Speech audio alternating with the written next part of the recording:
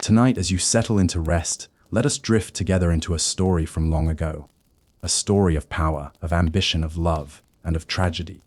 A story that begins on the banks of the Nile, beneath the shimmering Egyptian stars. It is the story of Cleopatra, the last queen of Egypt. We are not here to judge, nor to dramatize. Instead, we will walk slowly, step by step, through her life. We will look at the world she was born into, the struggles she faced, the people who shaped her destiny, and the choices that etched her name into history. It is a story often told with passion, but tonight, we will tell it quietly, gently, as though it were a dream remembered from a far-off past. Close your eyes if you wish. Imagine the warm air of Egypt, the slow current of the Nile moving endlessly toward the sea. Imagine the rustle of papyrus reeds and the low hum of distant voices in an ancient city. This is Alexandria, a place of scholars, merchants, priests, and rulers. It was here, more than 2,000 years ago, that Cleopatra was born. Cleopatra thy Philippator, her full name, entered the world in 69 BCE. She was a princess of the Ptolemaic dynasty, a family of Greek rulers who had taken the throne of Egypt after the death of Alexander the Great. By the time Cleopatra came into the world, her family had ruled Egypt for nearly 3 centuries. But power in her family was never stable. Brothers turned against brothers, sisters against sisters. Alliances were fragile. Thrones were often claimed through bloodshed. Cleopatra was the daughter of Ptolemy ex-hera elites, a king remembered less for strength and more for his struggles to keep his throne. His reign was uncertain, his rule costly. Egypt was no longer the great empire it had once been. Its golden age had passed, and now Rome, the rising power to the west, watched Egypt with hungry eyes. Yet even in these troubled times, Egypt remained a land of wonder. Its temples, vast and ancient, stood like mountains of stone. Its priests guarded rituals older than memory. The Nile gave life to the fields, and with it, the wealth that sustained kingdoms. And in Alexandria, the great library stood, a beacon of knowledge that drew scholars from every corner of the known world. This was the world into which Cleopatra was born, a world both fragile and magnificent. As a young girl, Cleopatra would have been surrounded by tutors and attendants. She would have heard Greek spoken in the palace halls, for her family was Macedonian in origin. But Cleopatra was unlike many of her ancestors. She took the time to learn the Egyptian tongue, a language most of her dynasty had ignored. She studied not only Greek philosophy, but also Egyptian customs and religion. This would later become one of her strengths. She could speak to her people in their own words, and she could appear not merely as a foreign ruler, but as a true pharaoh, a daughter of the Nile. But that would come later. For now, she was a child in a palace filled with shifting loyalties. Her father's throne was not secure. Roman influence grew stronger every year, and already, the fate of Cleopatra was tied to the fate of powers greater than Egypt itself. If you listen closely, you may hear the faint whispers of history, a father worried for his crown, a daughter learning quietly, preparing for the world she would one day face. She could not yet know the trials that awaited her. She could not yet know that her name would live on, long after the stones of her palace had crumbled. This is where our story begins. A child beneath the Egyptian sky, a dynasty in decline, and a world about to change forever. As we drift further into Cleopatra's story, let us linger for a while in the palace of her youth. It was not a home of peace and safety, but rather a house of shifting shadows. To be born into the Ptolemaic dynasty was to live with uncertainty. Each sibling was both family and rival. Each parent was both protector and a reminder of how fragile a throne could be. The Palace of Alexandria was not like the temples of the old pharaohs. It was Hellenistic in style, influenced by Greek traditions, with columned halls, painted ceilings, and courtyards filled with fountains. The city itself, founded by Alexander the Great nearly 3 centuries earlier, had grown into one of the most important centers of the Mediterranean world. Merchants filled the harbors. Scholars filled the libraries. Priests filled the temples. And the royal family, from their palace overlooking the sea, held power that could crumble with a single rebellion. Cleopatra was one of several children born to Ptolemaic civ elites. The king, sometimes called the flute player, for his love of music, was not a ruler admired for strength. He relied heavily on Rome to maintain his throne, borrowing large sums of money and pledging Egypt's loyalty to powerful Roman leaders. For the Egyptian people, this dependence on Rome was a source of resentment. They longed for independence, for the days when their land had stood strong without foreign chains. As a child, Cleopatra would have seen her father both adored and despised. In times of calm, the palace shone with feasts and rituals, where musicians played lyres and flutes, and dancers moved gracefully by torchlight. But in times of unrest, the same halls echoed with whispers of rebellion, fear of assassination, and rumors of Rome's growing influence. To grow up in such an atmosphere was to learn early the art of caution. Cleopatra, even as a girl, was attentive. She watched. She listened. She studied. Tutors taught her philosophy, mathematics, rhetoric, and the natural sciences. Unlike many royal children who were content to leave governance to advisors, Cleopatra showed a rare curiosity. She wanted to understand the world beyond her palace walls. It is said she learned several languages, perhaps as many as 9. Greek, of course, was her family's tongue, but also Egyptian, the speech of her people. Some say she spoke Hebrew, Aramaic, and the languages of neighboring kingdoms. This gift of tongues was more than a skill. It was a bridge, a way for her to move between worlds. At night, the young princess may have stood by the palace windows, gazing out at the lighthouse of Alexandria, the great pharaohs, one of the wonders of the ancient world. Its flame, burning above the sea, was a symbol of guidance, a light in uncertain times. Perhaps she wondered what her own future would hold, in a family where brothers and sisters so often turned upon one another. The household of Ptolemy Xer was not a safe place for trust. Daughters could be married off for political gain. Sons could be elevated or cast aside, depending on the tides of favor. At times, even the throne itself could be shared, for it was common in the Ptolemaic tradition for siblings to rule together. But shared power rarely meant shared peace. It was a fragile balance, often broken by jealousy, ambition, or fear. Cleopatra's mother, whose identity remains uncertain in the records of history, may have been Cleopatra v. Tryphena, though scholars continue to debate. Whether queen or concubine, her mother's presence would have been overshadowed by the dominance of her father. For Cleopatra, family life was not filled with warmth, but with lessons about survival, about the importance of knowledge, and about the necessity of strategy. The Egypt of Cleopatra's childhood was also a land of contrast. Beyond the palace, ordinary Egyptians worked the fields, tilled the soil, and prayed for the Nile to rise each year. Its flooding brought life, turning dry earth into fertile land. Without it, famine and despair would follow. The people looked to their rulers as intermediaries between gods and men, guardians of Ma'at, the order of the universe. Cleopatra, though of Greek blood, would one day learn to embrace this role. But as a child, she was still learning, still preparing. Her early years were marked by uncertainty. Rebellions rose against her father. At one point, Ptolemy Xi was even driven from the throne and forced into exile. The young Cleopatra would have witnessed this instability firsthand. The sight of rulers fleeing, of power slipping away, of Rome's shadow growing longer with each year. These memories would stay with her, teaching her that a throne was never secure, that loyalty was fleeting, and that survival required both courage and cunning. In the quiet of her youth, Cleopatra grew not into a sheltered princess, but into an observer of human nature. She studied not only books, but people, their expressions, their ambitions, their weaknesses. She saw how easily kings could fall. She saw how swiftly crowds could turn from praise to anger. And she began to understand that to rule was to walk always upon a narrow edge, where one misstep could mean ruin. Let us pause here for a moment and imagine her as a child.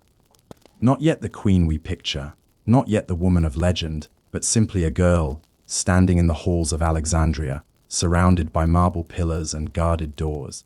Imagine her listening as her tutors recite lines of Homer, as priests whisper the prayers of Isis, as servants carry news from distant lands.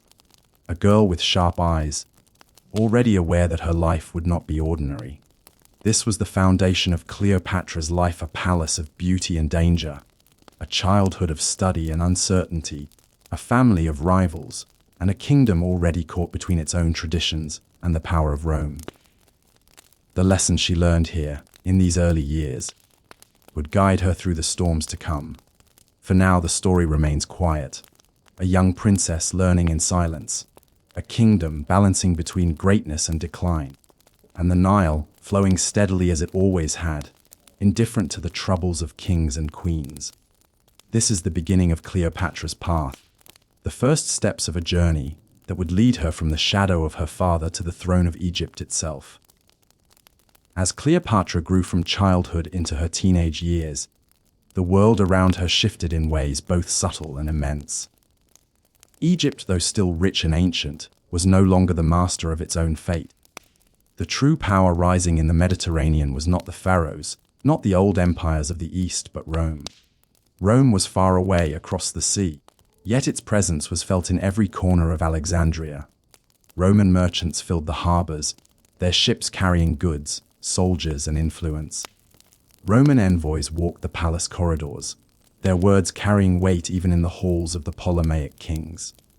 And Roman generals, with their armies, were never far from Egyptian politics. For Cleopatra, growing up meant learning not only the customs of her own land, but the ambitions of Rome. She would have heard her father speak often of senators and consuls, of alliances and debts. Ptolemy XI had borrowed heavily from Roman financiers, selling Egypt's treasures to pay for their support. To many Egyptians, this was shameful. To Cleopatra, it was a lesson that Rome was not a distant power, but a neighbor who could not be ignored. The balance of power in Egypt itself was fragile. The Ptolemaic dynasty, for all its wealth, had become weak. Intrigues within the royal household meant that succession was rarely smooth.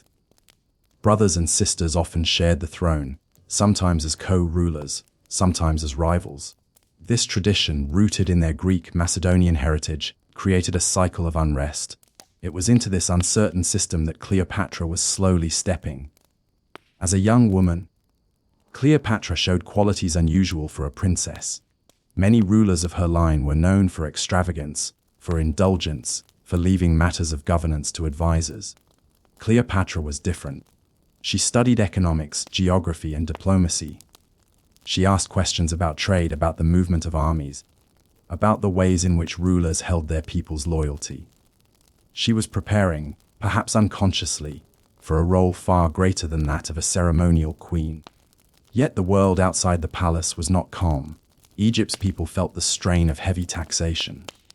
Grain, the lifeblood of the land, was often diverted to feed Rome, leaving the locals discontented. Riots flared in Alexandria, rebellions simmered in the countryside, and through it all, Rome watched carefully, ready to step in when opportunity arose. It was during these years that Cleopatra began to understand the delicate role Egypt played in the larger stage of history. For centuries, Egypt had been the breadbasket of the Mediterranean, its fertile fields nourished by the Nile's annual flood. Control of Egypt meant control of grain, and control of grain meant power. Rome knew this well. To them, Egypt was not merely an exotic land of temples and gods. It was the key to feeding their empire. Within the palace, Cleopatra's life was equally complex. She had brothers and sisters, each with ambitions of their own. Among them were Ptolemy XI, who would one day be both her co-ruler and her enemy, and Arsinoe, a sister who would later rise against her. These family members were not companions in the ordinary sense, but rivals, potential threats, and at times outright enemies. Cleopatra had to learn caution not only with foreign powers, but with her own blood. Let us pause for a moment and picture the young Cleopatra in her studies. A quiet chamber, scrolls spread across a table. A tutor reciting lines from the philosophers of Athens. A map unrolled, showing the Mediterranean world. Cleopatra listens carefully, her mind not only absorbing words, but weighing their meaning. She is not content with simple answers. She wants to understand the currents of power, the forces that shape kingdoms. She knows her family's throne is not secure. She knows Rome's gaze is ever fixed upon Egypt. At night, she might have walked the palace gardens, lit by oil lamps, the fragrance of lotus flowers in the air. From there, she could look toward the harbor, where Roman ships often anchored. Their sails and banners were a reminder that Egypt was never alone, never free from watchful eyes. For Cleopatra, this sight may have stirred both caution and determination. Her father's reliance on Rome deepened. In 58 BCE, he was forced into exile after a rebellion in Alexandria. Cleopatra, still a young teenager, witnessed the chaos of a throne left empty, of a kingdom torn between factions. Though Ptolemy Xer would later be restored with Roman help, the memory of that exile must have left a deep mark on Cleopatra. It showed her how quickly fortunes could change, how fragile crowns could be, and how survival often depended on alliances. When her father returned to power, it was only through the intervention of Roman arms. Cleopatra saw with her own eyes that Rome could make or unmake kings. She understood then that Egypt's rulers could not afford to ignore Roman politics. To stand against Rome was folly. To work with Rome, however carefully, was survival. And so, as the years passed, Cleopatra began to prepare herself for a role unlike any other. She was not only a princess, not only a daughter of the Nile. She was a future queen in a world where queens had to be clever, adaptable, and unafraid to walk among lions. Her education continued, and her skills grew sharper. She learned how to speak persuasively, how to win allies through charm, and how to disarm opponents with wit. Ancient writers would later say that Cleopatra's true power was not her beauty, but her presence. The way she could speak to anyone, in their own tongue, and make them feel as though she understood them completely. Perhaps this gift was already visible in her youth, a talent honed through study and careful observation. For now, although she remained in the shadow of her father, watching as he struggled to keep his throne with Roman help. But soon, very soon, Cleopatra would step into the light of power herself. As the Nile flowed, as the stars shone above Egypt, the stage was being set. Rome grew stronger. The Ptolemaic dynasty grew weaker, and Cleopatra quietly, patiently, prepared to meet the future.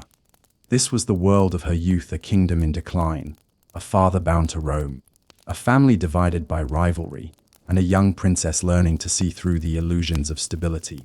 It was a time of shadows, yet also a time of growth. For Cleopatra, the shadows would never disappear. But within them, she learned how to move, how to adapt, and how to survive.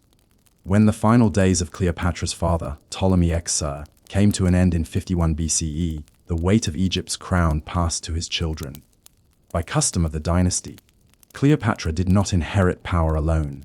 Instead, she was joined on the throne by her younger brother, Ptolemy Xer, a boy barely 10 years old. Thus began one of the most delicate chapters in her life, a reign shared, and therefore contested. For while the throne was meant to be a seat of unity, in the Ptolemaic dynasty it was more often a battleground. Cleopatra was about 18 years old when she became queen. Already she was known for her intelligence, her command of languages, and her ability to navigate the complexities of court life. Yet she was still young, still new to the burdens of rule. The palace, with its ministers, generals, and priests, did not make this path easy. The will of her father had entrusted the guardianship of Cleopatra and her brother to the powerful men of the court, and, most importantly, to Rome. For years, Rome had acted as protector of Egypt's throne. Now, with the king gone, Rome's presence loomed larger than ever. At first, Cleopatra appeared as the dominant partner in this co-rule. Coins minted during those early years bore her face and her name more prominently than her brother's. She was the one meeting foreign envoys, making decrees, and appearing before the people as pharaoh. She even dropped her brother's name from certain official documents, ruling as though she were sole monarch. But this boldness did not go unchallenged. Behind Ptolemy Xer stood powerful advisors, particularly the regent Pothinus, who saw in the young boy a puppet through whom they could wield influence. Cleopatra's independence, her refusal to be controlled, posed a threat to their ambitions. Slowly, The court began to fracture, lines of rivalry forming between the queen and those who claimed to act for her brother. Outside the palace walls, the land was no more stable. Egypt faced droughts, poor harvests, and the unrest of a population burdened by heavy taxes. The Nile had not risen as high as expected in some years, and famine loomed. Discontent spread easily in such conditions, and Cleopatra knew that to keep the throne, she had to hold the loyalty of the people. She tried to present herself not only as a Greek queen, but as a true Egyptian pharaoh, performing rituals, speaking their language, honoring their gods. It was a careful dance of identity, balancing the heritage of her dynasty with the expectations of the land she ruled. Yet, within the palace, her enemies gathered strength. By 48 BCE, open conflict had broken out. Cleopatra was forced from power, exiled from Alexandria, while her brother and his advisors claimed the throne for themselves. She fled eastward, gathering support among allies and mercenaries, determined not to yield her crown so easily. It is here that history begins to weave her story with that of Rome's greatest leaders. For at the very same time, far away across the sea, another conflict was unfolding. Rome itself was torn apart by civil war. Julius Caesar, the famed general, had crossed the Rubicon and marched on his rival Pompey the Great. Their struggle shook the Roman Republic to its foundations, and its echoes reached as far as Egypt. When Pompey fled to Alexandria after his defeat at Pharsalus, seeking refuge with the young Ptolemy Cesare, fate brought the Roman conflict directly into Cleopatra's land. Pompey expected welcome, perhaps even sanctuary. Instead, he was betrayed. On the shores of Egypt, he was murdered, his severed head offered to Caesar as a gift. But Caesar was not pleased by this act. He was a man who preferred to grant mercy when it suited him, and he viewed Pompey's death not as favor, but as dishonor. It was in this climate of shifting power that Cleopatra made her move. Knowing Caesar's presence in Alexandria could decide the future of Egypt, she sought an audience with him. Legend tells us of her famous entrance, hidden within a rug, or perhaps a linen sack, carried secretly into Caesar's chambers. Whether this story is true or embellished by later writers, it remains a symbol of her daring, her willingness to risk all for a chance at survival. In that meeting, Caesar saw not only a queen in exile, but a woman of intelligence, charm, and ambition.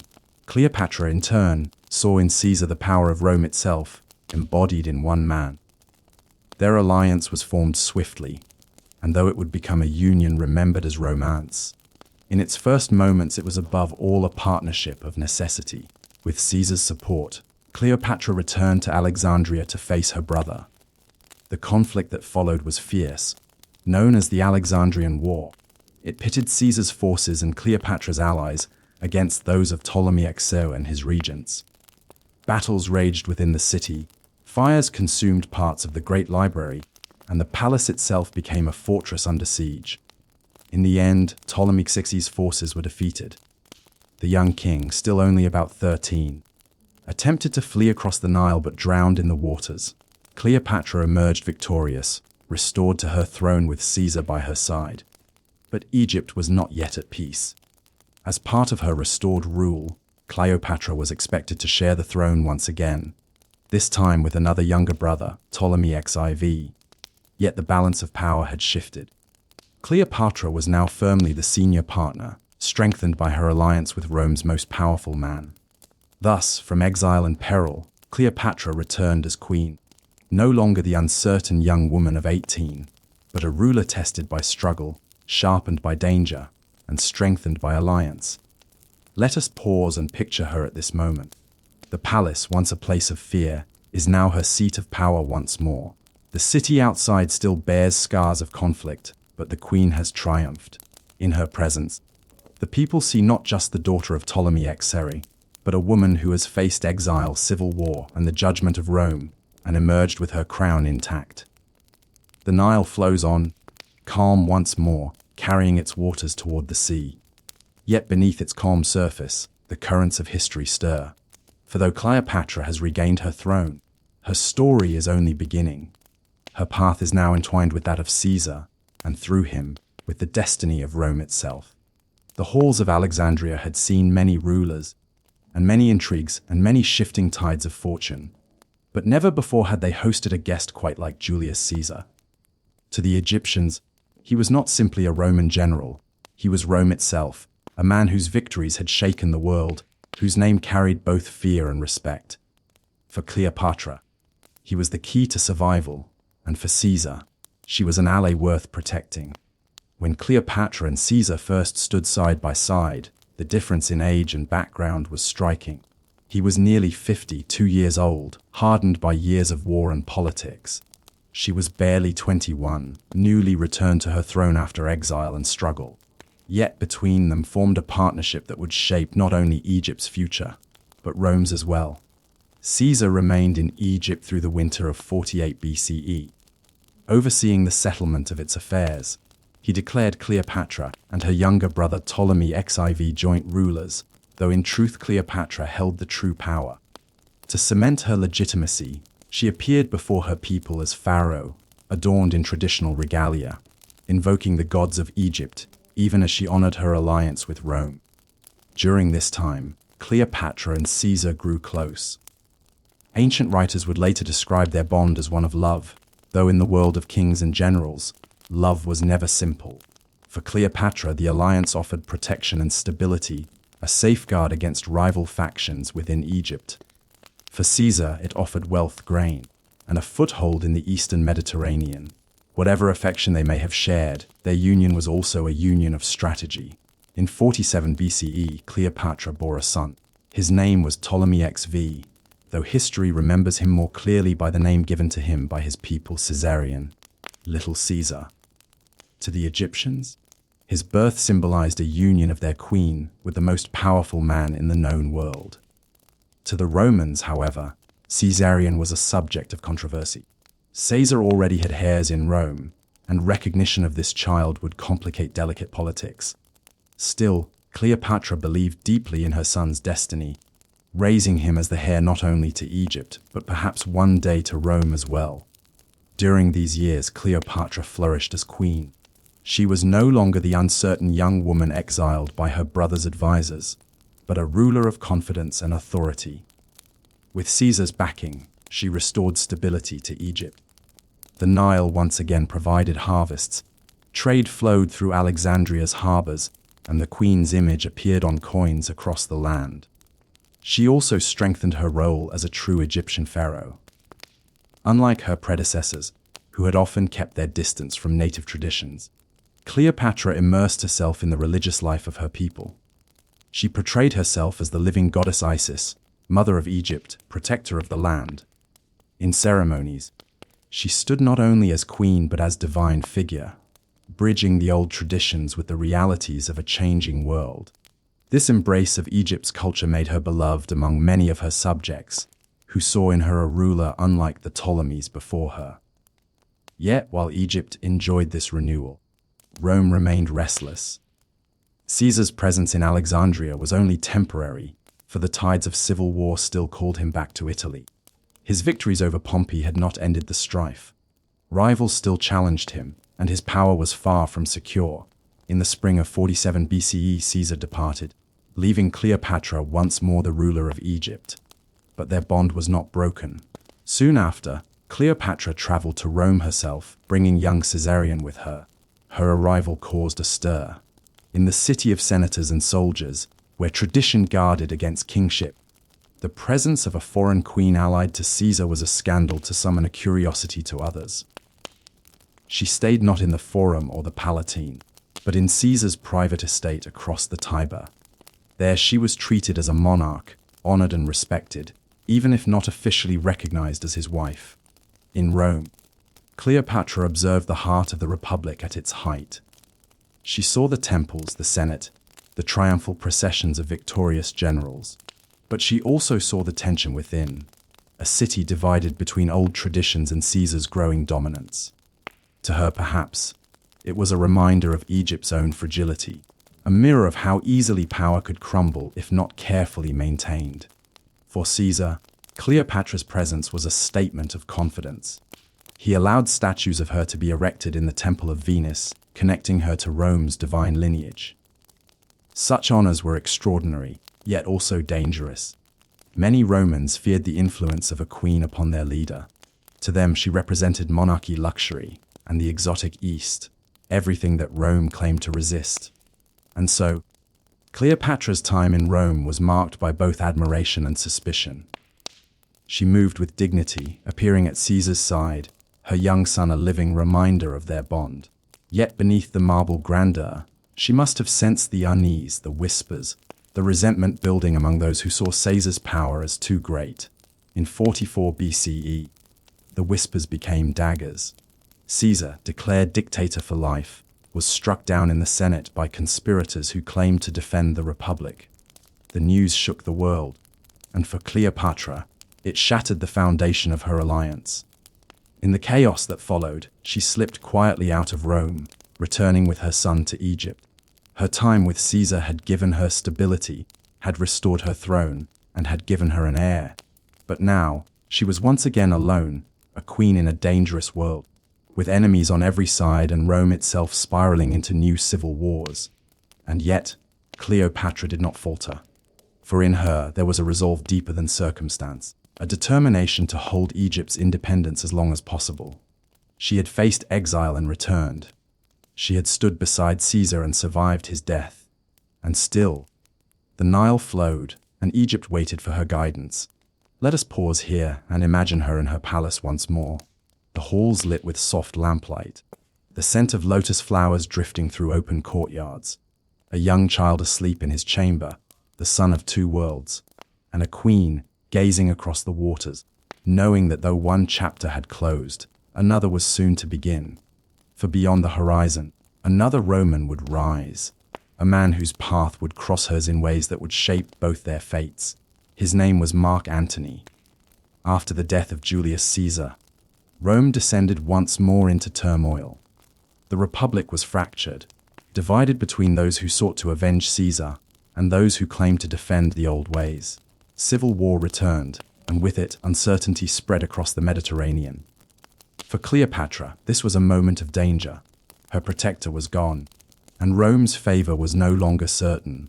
Some saw her as an ally of Caesar's memory, others as a foreign queen meddling in Roman affairs. But Cleopatra was no stranger to uncertainty.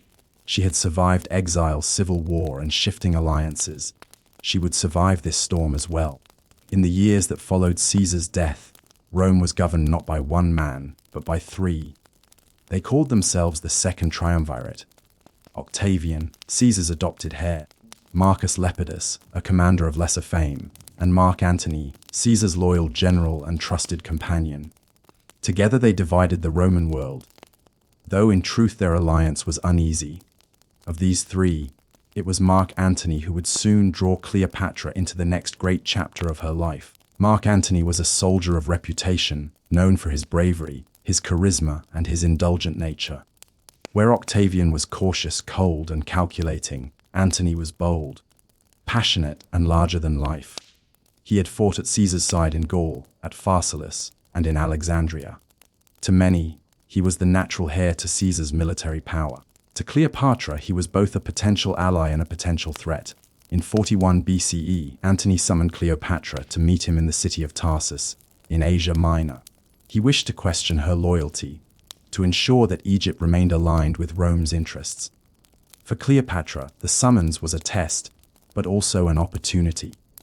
She knew that if she could win Antony's support, Egypt's independence might endure a little longer. The meeting between Cleopatra and Antony became legend, remembered not only for its politics but for its spectacle. Writers of later centuries, particularly Plutarch, tell us that Cleopatra did not arrive as a supplicant, but as a queen. Sailing up the Cydnus River, she came aboard a golden barge, its sails of purple silk, its oars of silver. Musicians played. Servants dressed as cupids fanned the air, and Cleopatra herself appeared dressed as the goddess Isis, reclining beneath a canopy of gold. It was not merely an entrance. It was a performance, a declaration of her identity as both queen and goddess. Antony, indulgent and theatrical himself, was captivated.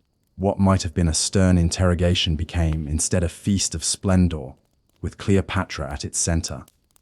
The two dined together, not once but many times, each banquet more elaborate than the last.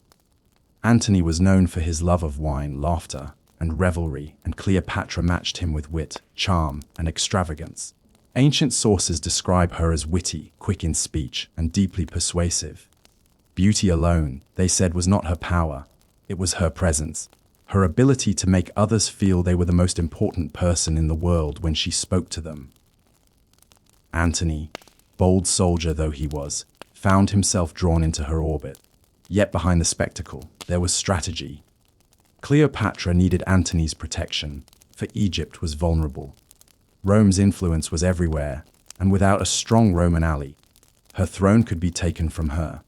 Antony, in turn, needed Cleopatra's wealth. His ambitions were vast.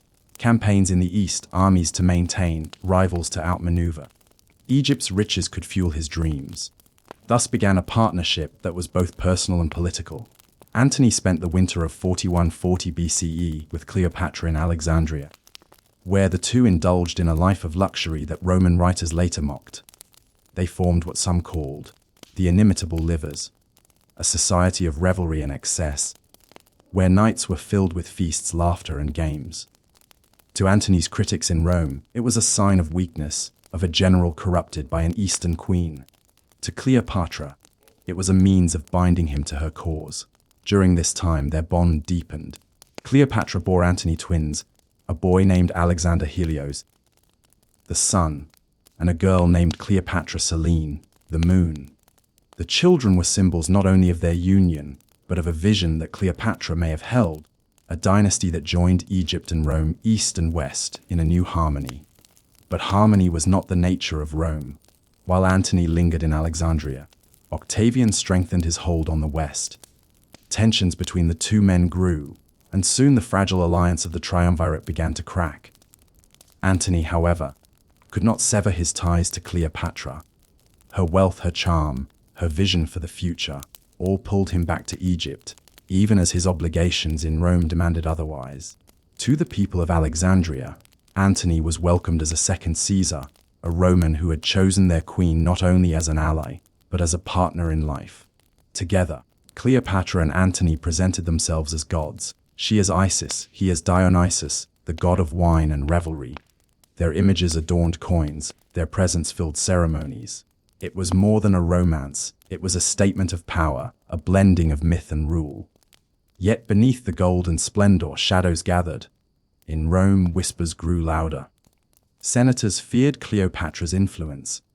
They feared that Antony, once Caesar's loyal general, had abandoned Rome for the luxuries of Egypt. They feared the rise of a new dynasty that could challenge the Republic itself. And above all, they feared Octavian, whose ambition was steady, whose patience was long, and whose grip on Rome grew ever stronger. For now, however, Cleopatra lived in triumph. She had secured Antony's loyalty, strengthened her throne, and ensured her children's place in history. The queen who had once been exiled, who had once relied upon Caesar for restoration, was now equal partner to one of the most powerful men in the world. Let us pause here and picture the scene. Alexandria at night, its streets glowing with torchlight, its harbor alive with ships from distant lands. In the palace, laughter echoes through the halls as Antony and Cleopatra feast together, their children sleeping peacefully nearby. Outside, the Nile flows as it always has, ancient and unchanging, bearing witness to the rise and fall of kingdoms. This was the height of Cleopatra's power, a queen not merely surviving, but shaping the destiny of nations. Yet, as always, the currents of history moved quietly beneath the surface. Rome was restless, Octavian was watchful, and the love between Cleopatra and Antony, though brilliant, would lead them both toward tragedy. As the seasons turned, the bond between Cleopatra and Mark Antony seemed unshakable. Yet Antony was not a free man. He was still one of Rome's triumvirs, bound by duty, politics, and the expectations of the Republic. His time in Alexandria, though golden and intoxicating, could not last forever. By 40 BCE, pressing matters in Rome demanded his return. Conflict with Parthia in the east, unrest in the west, and Octavian's growing ambition all required his presence. And so, Antony left Cleopatra and their children in Egypt. sailing back toward the heart of Roman politics. For Cleopatra, this was a familiar test. She had once seen Caesar depart, and now Antony followed the same path. Queens of Egypt could not dictate the movements of Rome's generals, but Cleopatra understood that power often required patience. She remained in Alexandria, waiting, watching, and maintaining her throne in his absence. In Rome, Antony's path was complicated. To secure peace with Octavian, he married Octavian's sister Octavia. It was a political union designed to bind the two men together and prevent civil war from breaking out again. To many Romans, this seemed a noble gesture, an end to rivalry, a promise of stability. But to Cleopatra, far away in Alexandria, the news must have carried a sting. The man who had sworn himself to her now stood beside another woman, a Roman noblewoman whose marriage symbolized alliance with her greatest rival. Yet Cleopatra did not despair. She had seen the nature of Antony, his passions, his ambitions, his need for both wealth and affection. She trusted that his bond with her, and with their children, would endure beyond politics. And in time, she was proven correct. While Antony played the part of husband in Rome, his heart and his ambitions drew him back eastward. Octavia bore him daughters, and for a time, he tried to balance the two worlds, his Roman obligations and his Egyptian passion. But as his campaigns against Parthia faltered, and as his need for resources grew, Antony once more looked to Cleopatra. In Alexandria, Cleopatra ruled with confidence during these years of waiting. She continued to present herself as the living Isis, protector of Egypt, mother of her people. She expanded her influence, strengthening Egypt's economy, building alliances, and ensuring that her throne remained secure. She raised her children with care, Caesarion, her son by Caesar, and the twins she bore to Antony. They were symbols of a vision larger than Egypt alone, a dynasty that could unite East and West, that could rival even Rome itself. At night, the queen may have walked the marble halls of her palace, gazing out toward the harbor, where ships arrived from across the Mediterranean. The air would have carried the scent of the sea, the flicker of torches reflecting on the waters. She may have wondered when Antony would return, and how the tides of Rome's politics would shape their future. Yet outwardly she remained calm, regal, and assured, for to her people she could never appear uncertain. Antony's return to the east came in 37 BCE. By then his marriage to Octavia had begun to falter, though she had served him loyally. Traveling to Greece with supplies and reinforcements, Antony's attention was elsewhere. When he and Cleopatra reunited, it was as though the years apart had vanished. Their bond reignited, and Antony chose to remain with her in Alexandria. This reunion marked a turning point. Antony was no longer simply Caesar's general, no longer merely one of Rome's rulers. With Cleopatra, he began to envision a future beyond Rome's narrow traditions. He gave her lands once ruled by Egypt, territories stretching across the eastern Mediterranean. He acknowledged Caesarion as the son of Caesar, a claim that directly threatened Octavian's position as heir. He honored his children with Cleopatra, granting them titles and kingdoms. In Alexandria, the celebrations were lavish. Antony and Cleopatra appeared together as rulers of the East, dressed as gods, enthroned before crowds who hailed them as the dawn of a new age. To their followers, it seemed as though a new empire was being born. To their enemies in Rome, it was treason. For Octavian, Antony's bond with Cleopatra was not only personal, it was political and dangerous. He used it to stir resentment, portraying Antony as a man bewitched by an Eastern queen, corrupted by luxury and abandoning Roman virtue. The image of Cleopatra in Roman propaganda became that of a seductress, a sorceress, a threat to the Republic itself. And yet within Alexandria, Cleopatra's position had never been stronger. She was no longer the young queen struggling against her brother, nor the exile seeking Caesar's favor. She was now a partner in power to Antony, a mother of heirs, and a ruler whose influence stretched beyond Egypt's borders. Still, beneath the grandeur, uncertainty lingered. The rivalry between Octavian and Antony grew sharper with each passing year. Their alliance, once bound by marriage and necessity, dissolved into hostility. The Republic could not hold two masters, and sooner or later, the struggle between them would erupt into open war. Cleopatra, ever watchful, must have known this. She had seen how Rome consumed itself with civil wars, how leaders rose and fell in endless cycles. She must have understood that aligning with Antony meant not only power, but also risk. Yet she chose to stand with him, to share in his vision, and to fight for a future where Egypt would not be Rome's prize, but its equal. Let us pause and imagine her in those years, seated upon her throne, draped in robes of fine linen, adorned with jewels from the Nile. At her side, Antony, bold and laughing, speaking of campaigns and victories yet to come. Around them, their children, heirs to two worlds. Outside, the city of Alexandria buzzing with life, its library still rich with knowledge, its lighthouse still burning bright across the sea. For a moment, it seemed as though time itself stood still. A queen and a general, joined not only by love but by ambition, standing against the tide of Rome. Yet history does not stand still. The Nile flows on, the stars move across the heavens, and the weight of destiny presses forward. Cleopatra waited in Alexandria, but her waiting was not idle. She prepared, she strengthened, she dreamed, and soon her patience would be tested once more as Antony and Octavian moved inexorably toward war, a war in which Egypt itself would become the prize. The year was 34 BCE, and the city of Alexandria glimmered like a jewel on the edge of the sea. The streets bustled with merchants, scholars, priests, and travelers. Ships filled the harbor, their sails heavy with goods from across the Mediterranean. And in the heart of the city, Cleopatra and Mark Antony prepared for one of the most dazzling spectacles of their reign. It would be remembered as the Donations of Alexandria.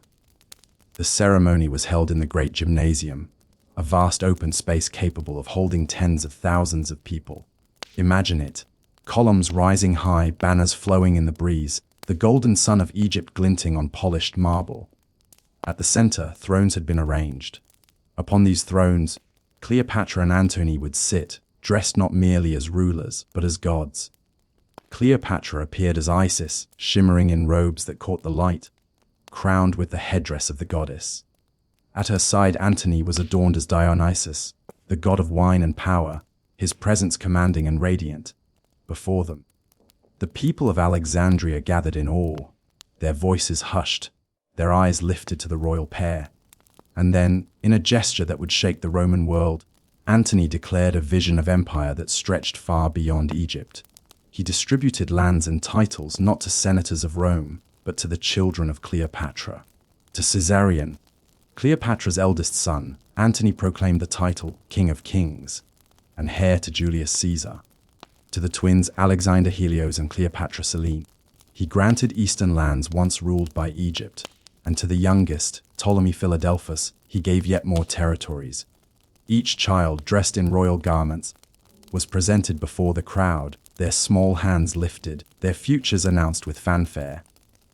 The people of Alexandria cheered, for in their eyes, it was a restoration of Egypt's ancient grandeur. Their queen had secured not only her throne, but the promise of dynasties yet to come. The Nile kingdom, so often overshadowed by Rome, now seemed poised to rival it. The celebration was lavish, filled with music, feasting, and rituals that blended Egyptian tradition with Hellenistic grandeur.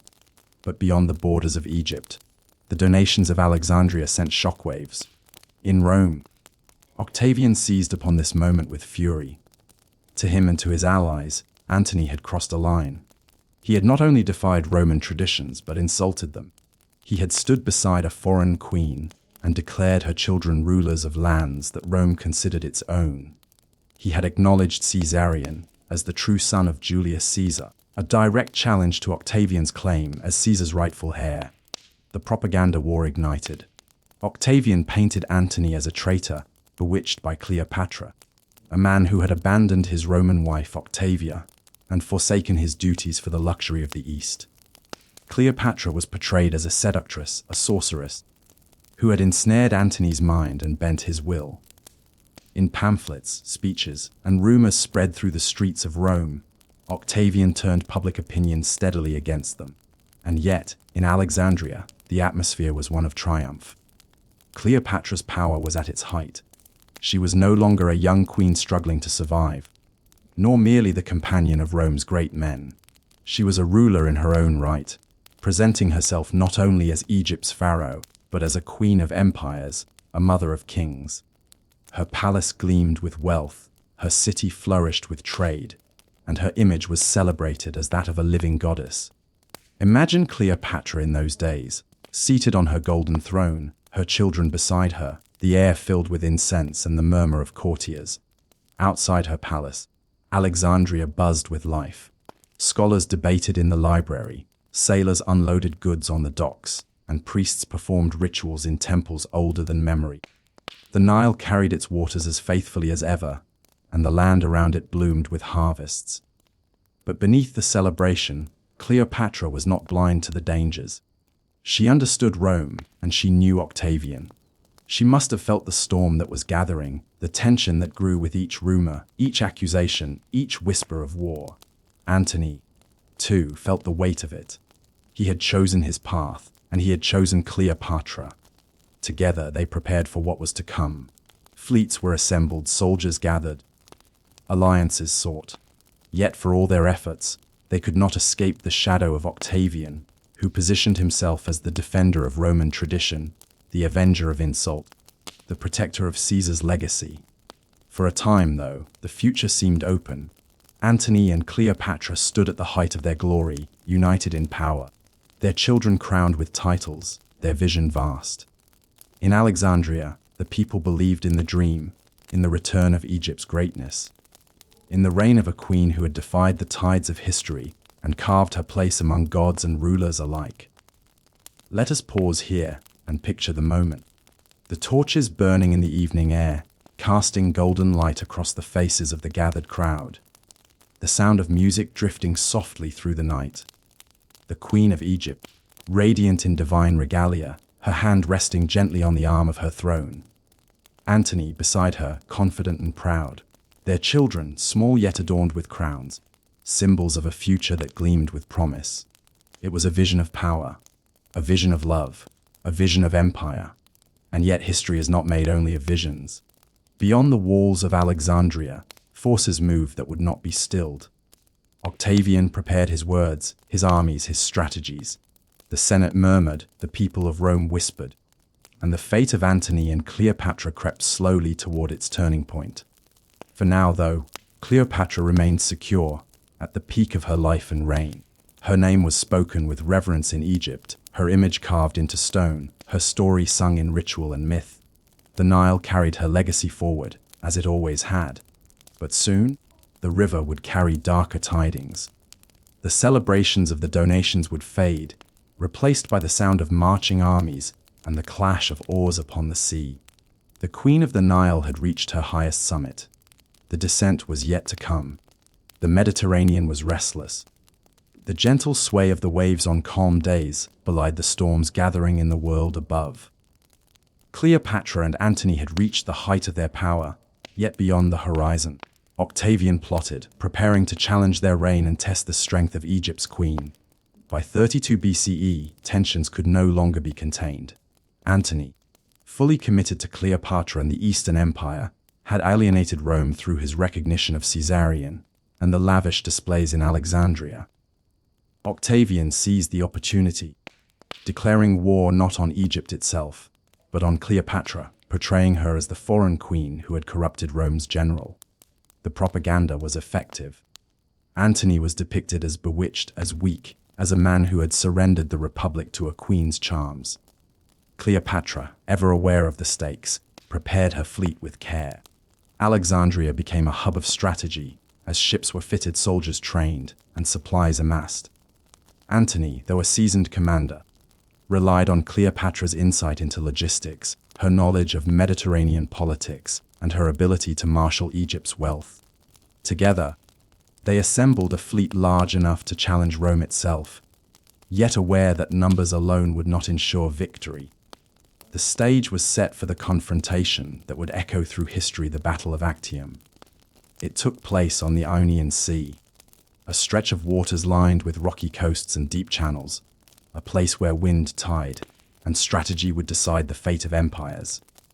Antony commanded his ships with skill, while Cleopatra oversaw Egypt's contribution, ensuring that her vessels were not only strong but well provisioned. The fleets met in 31 BCE. The sun rose over the sea, glinting on bronze rams and polished hulls, reflecting the banners of two rival powers. On one side, Antony and Cleopatra, commanding a fleet drawn from Egypt and the Eastern kingdoms. On the other, Octavian, methodical, disciplined, and backed by the full machinery of Rome.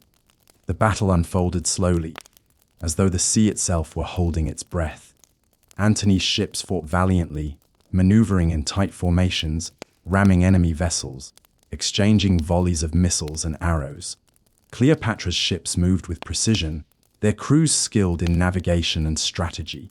Yet despite their courage, Octavian's forces pressed relentlessly. As the hours passed, Antony's situation grew dire. Rumors spread aboard his ships that Cleopatra, fearing defeat, had withdrawn. Whether this was true or part of a deliberate strategy, it unsettled the crews. Antony's confidence faltered, and the tides of the battle shifted. Cleopatra's barge, shining and swift, pulled away toward the open sea, carrying the queen and her children to safety. Antony, torn between his love and his duty, followed, leaving much of his fleet behind. What remained was a retreat, a flight that would mark the beginning of the end. The Battle of Actium was not merely a clash of ships. It was a turning point, the moment when the tides of fortune moved decisively against Antony and Cleopatra. In Alexandria, Cleopatra prepared for the consequences. She gathered her children, sent messengers to allies, and fortified the palace. She had anticipated the possibility of defeat, and though it pained her, she acted with a calm born of experience. The Nile, constant and enduring, became a symbol of her resolve, even in the face of loss. The river reminded her that life continued, that survival was possible. Meanwhile, Antony returned to Alexandria, wounded in spirit and body, to find that Octavian's forces were advancing. The once great alliance of the East had crumbled. Rome's propaganda had weakened the loyalty of many of Antony's supporters. Desertions grew, and hope diminished. Cleopatra, though resolute, understood that diplomacy alone would no longer suffice.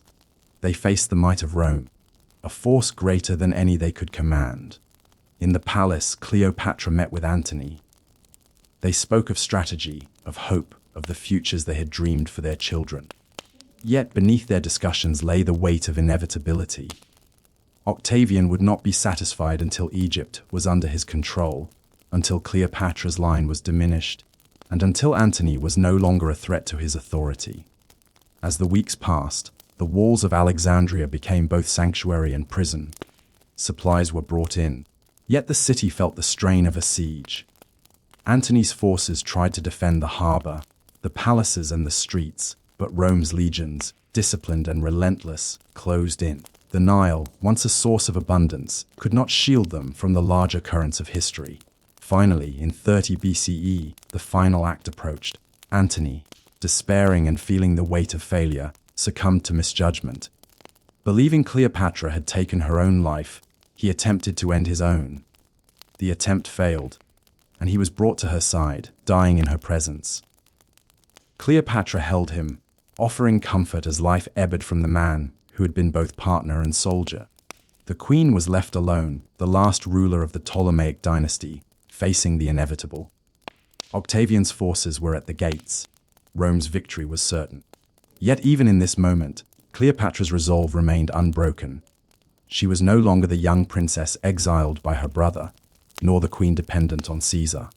She was Cleopatra, the ruler of Egypt, a queen whose life had been defined by power, love, and strategy. Her final decisions would be deliberate. She would not allow herself to be paraded as a captive in Rome, a trophy of Octavian's triumph. She would act to preserve her dignity, her legacy, and the memory of her children. Let us pause here and imagine her in the palace. The lamps glow softly, the Nile flows quietly in the distance. The walls are strong, the gates guarded, yet she knows that the tides of war are relentless. Cleopatra stands, regal and unbowed, gazing out over the city she has ruled, the waters that have sustained her people. and the history that has unfolded beneath her reign. The Battle of Actium has passed. Rome's victory looms. But Cleopatra, ever the strategist, ever the survivor, still holds the final move in her hands. The city of Alexandria, once bustling with celebration and grandeur, now carried the quiet tension of impending conquest. Octavian's forces had encircled the city, disciplined, methodical, and unstoppable. Cleopatra, the last pharaoh of Egypt, understood that the age of the Ptolemies was drawing to a close.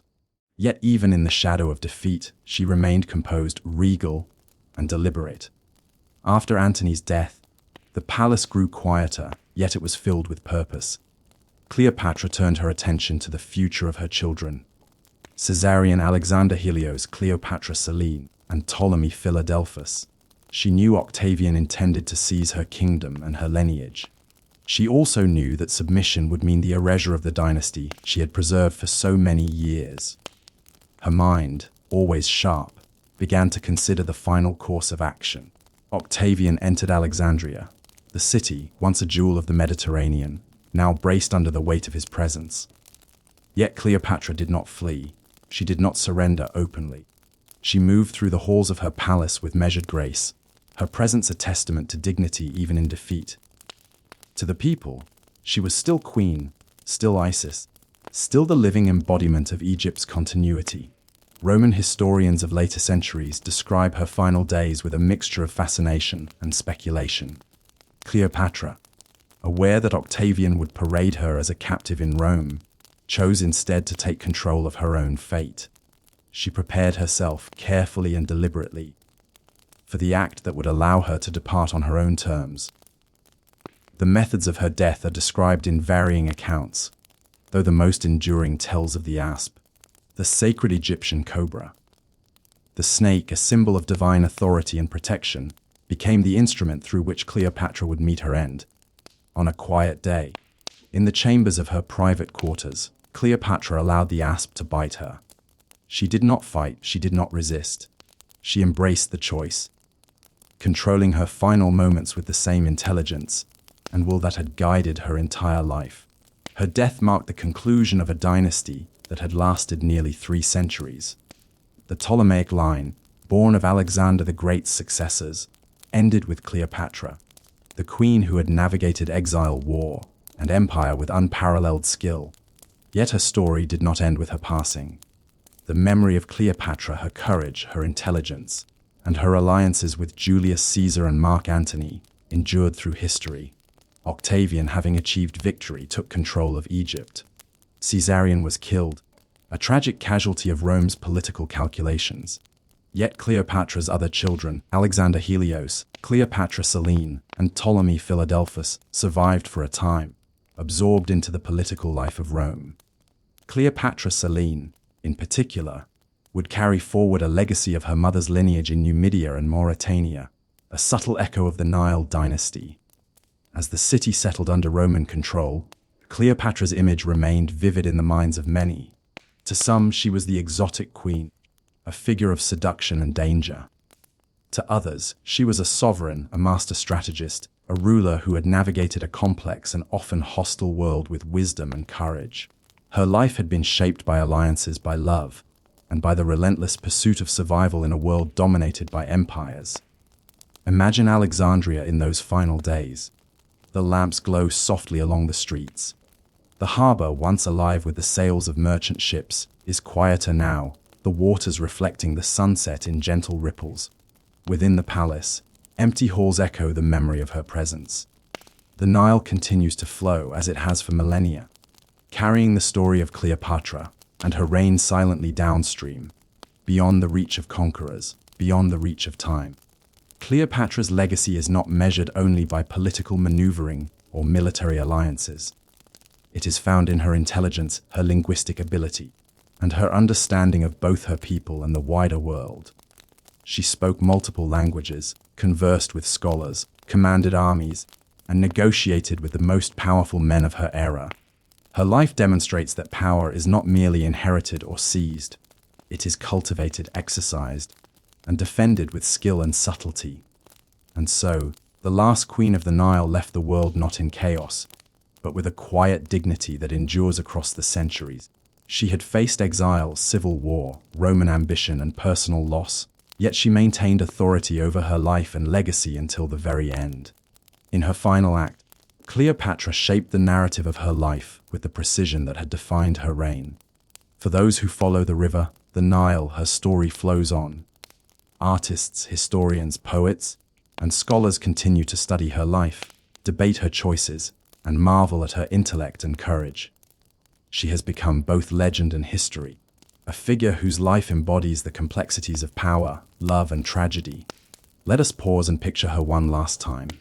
Cleopatra, calm and regal, reclining in her private chamber, the walls lined with inscriptions, the air filled with the scent of lotus and incense. Her children nearby, her gaze steady, her mind clear. The sun sets over Alexandria, casting golden light upon the palace and the Nile beyond. The city is quiet, the river flowing, the history of Egypt and its last queen unfolding gently through the ages. Her life was a single, long story of intellect, diplomacy, and survival. It was a story of power and love, of alliances forged and battles fought.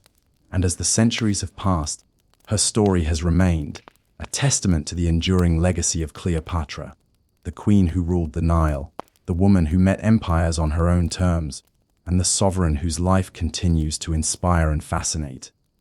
Even in the quietest of nights, when the Nile reflects the stars above, Cleopatra's life whispers through history, reminding us that the currents of power, ambition, and human endeavor flow endlessly, shaped by those courageous enough to navigate them. And with that, the reign of Cleopatra, the last pharaoh of Egypt, comes to its final, dignified close.